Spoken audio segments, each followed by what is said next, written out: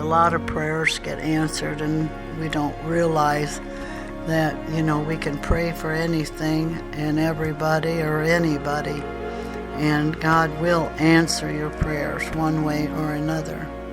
And I had this little girl, and her mom and dad brought her to the mustard seed. They made an appointment to come in so we could pray for their daughter, Jasmine.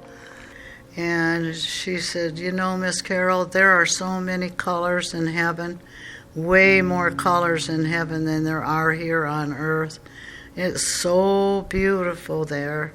And it's just so, everything is just like so happy. And she said, and when I looked at the flowers that were in the garden in heaven, she said, I could see all the little veins in those flowers, just exactly how they were made. I thought, oh boy, you sure did have a chance to see how heaven really looked, honey. You're a very fortunate little girl. So in a lot of ways, Jasmine helped me more than I could help her. But no, she has made my life more comfortable in my thoughts about when I get older and it's time for me to go. So that's my story about Jasmine and her family, and how much I still love the little girl that meant so much to me and was such a big part of my life. Hi, my name is Susan Constantine Perfitto, and I am Carol Kane's oldest daughter.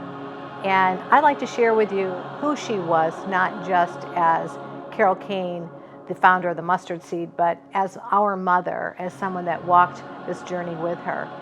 She grew up in Homeacres, which was just outside of Grand Rapids. She was one of 5 siblings, and she was the oldest. When she was 19, she married my father. Had 3 children, my sisters Cindy, Sherry, and I. And after 3-4 years into the marriage, things were not going well. My mom is a domestic violence survivor, and a lot of people don't know that about her. And just to see how remarkable of a woman she was, I mean, you just got to just wrap your head around the fact that she got out of an abusive relationship, took her 3 kids, wanted a better life for them, found somebody, remarried, and had 2 boys, David and Stephen. He passes away, and she's now widowed. Carol Kane, my mother, was a woman that stood by us all, that loved with all of her heart. I mean, the whole purpose behind really life that I've learned through my mother is it's not about you. It's about other people. It's about serving other people. It's about helping those that have gone through personal tragedy. And who else better to have done that has actually walked those steps? My mother went through horrible tragedy in her first marriage. Second one, of course, he passed away. She didn't give up. My mom never gave up.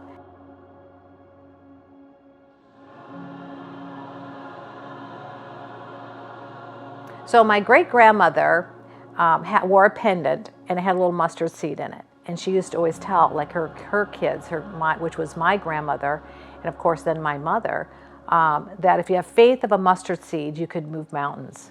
And that's how the name the mustard seed came about, because if you have faith as a mustard seed, you can move mountains.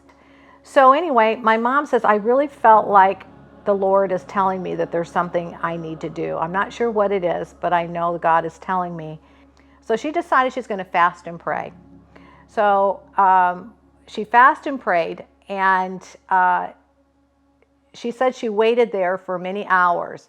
And she said, God, I'm going to be just as stubborn as you are. I'm going to sit here and I'm going to wait because I know you have something you want to tell me. I'm going to wait and find out what it is you want me to do.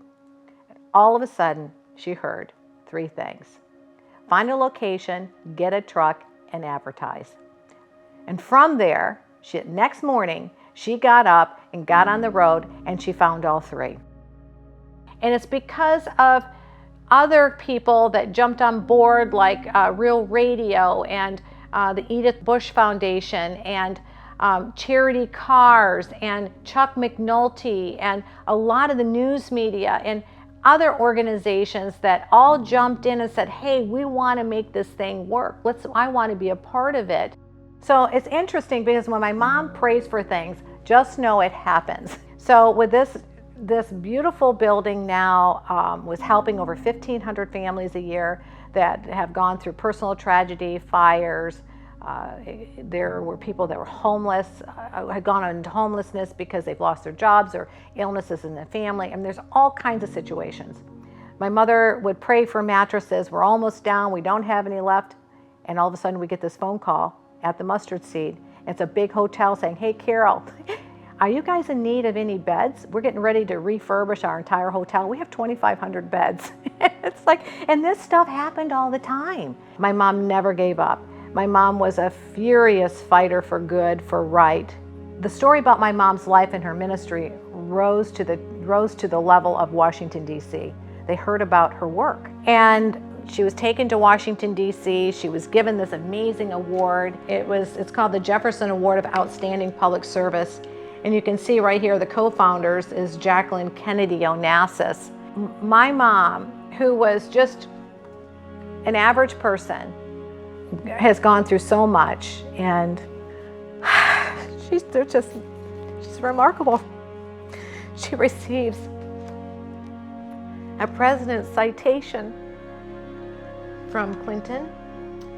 It's called the President's Service Award Citation for her work. And she gets letters from Bush and Clinton and Reagan for all of her outstanding work. My mother's legacy of the spirit of the mustard seed is that if you have faith of a mustard seed, you can move mountains. She was ferocious in a lot of ways. My mom was fearless in a lot of ways. She had such an amazing amount of compassion for people. And I think that my mom did it with just excellence. I mean, excellence.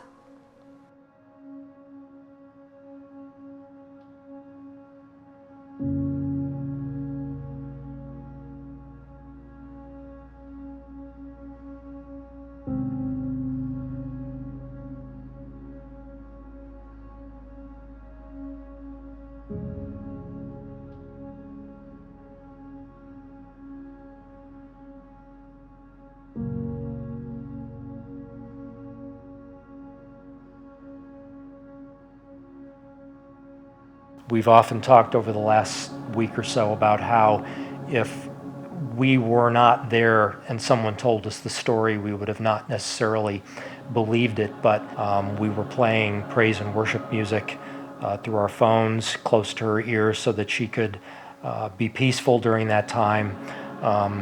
Susan and everybody else there were speaking with her and letting her know that it was okay for her to go be with Jesus, that Jesus was waiting for her, that he had prepared her mansion, and that it was okay for her to let go and go. She began to become a little lucid, not totally, but her eyes opened halfway. You could tell that she wanted to say something. And this woman who had pretty much been lifeless for the preceding 3 or 4 days, started to move her arm and her hand on her left side. And she began to move her index finger on her left hand.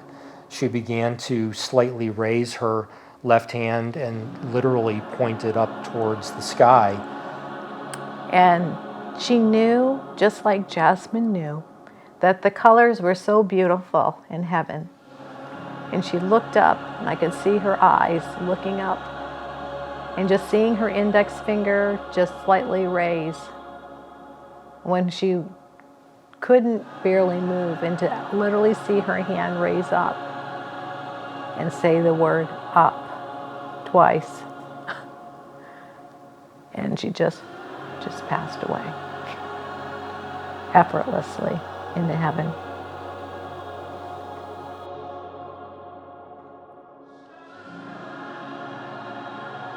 This little light of mine, I'm gonna let it shine. This little light